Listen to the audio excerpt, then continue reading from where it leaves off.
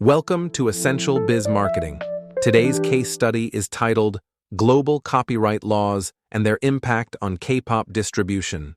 We will examine how K-pop's global rise has triggered complex legal and business challenges. K-pop has evolved from a regional phenomenon into a worldwide cultural powerhouse. The international reach of K-pop has introduced serious legal complexities, especially regarding copyright protection and distribution. K-pop companies must navigate the differing copyright laws of each country.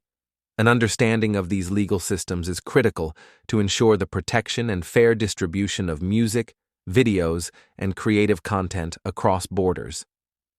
South Korea has established a comprehensive copyright framework to protect its creative industries. This legal structure provides a strong foundation for K-pop's domestic and global growth. The Korean Copyright Act, first introduced in 1957, has been repeatedly updated to address challenges in the digital era. These legal adjustments have provided better tools to defend intellectual property.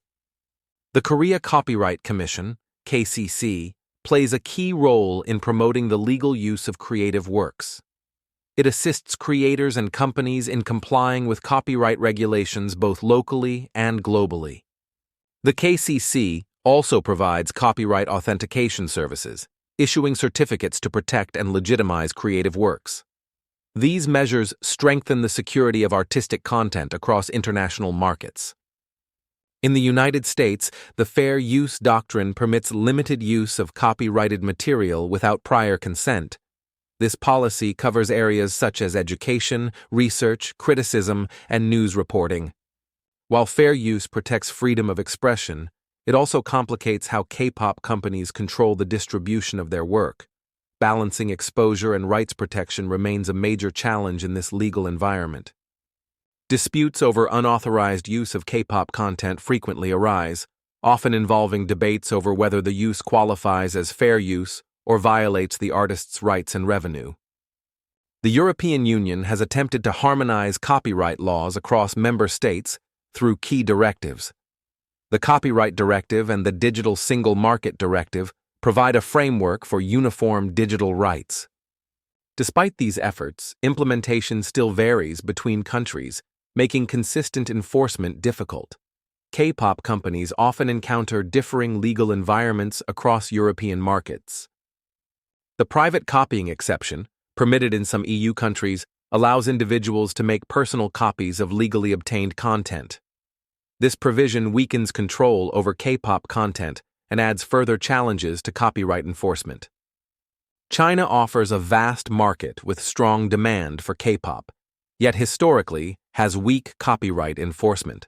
This has led to widespread piracy despite China's participation in international copyright treaties. Piracy of K-pop content has flourished in China due to inconsistent law enforcement and regulatory gaps. South Korean authorities have collaborated with international agencies to combat piracy. The Korean government and Interpol have joined forces to take action against illegal distribution and piracy websites. The Korean National Police Agency has also dispatched investigators to Interpol. Their work targets global online piracy networks to safeguard Korean content creators. Southeast Asia has emerged as an important K-pop market, with large fan bases in Indonesia, the Philippines, and Vietnam. These growing markets present both opportunities and legal challenges for entertainment companies. Many Southeast Asian countries lack strong legal frameworks and resources for copyright enforcement. This makes it difficult to prevent unauthorized use and distribution of K-pop content. Unauthorized distribution has negatively impacted the revenues of K-pop artists and companies.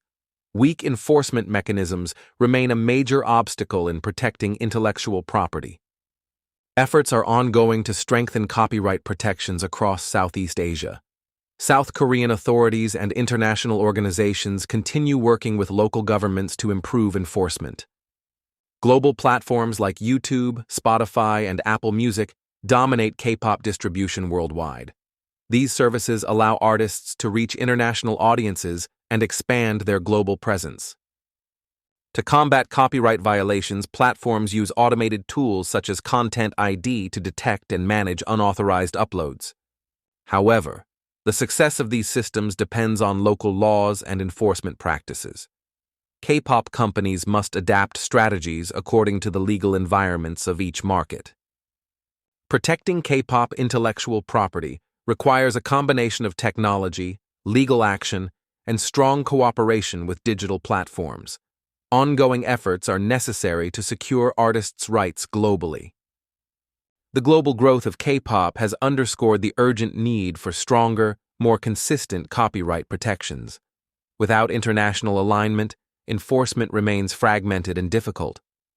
South Korea's domestic copyright framework is strong, but gaps persist on the international stage. K-pop companies must remain vigilant to manage the risks posed by this fragmented system. The path forward requires collective action by governments, international bodies, and platform providers. Global cooperation is essential to protect creative works and ensure fair compensation for artists. This concludes today's session. Thank you for exploring the complex relationship between global copyright laws and K-pop distribution. We look forward to bringing you more valuable insights in future lessons.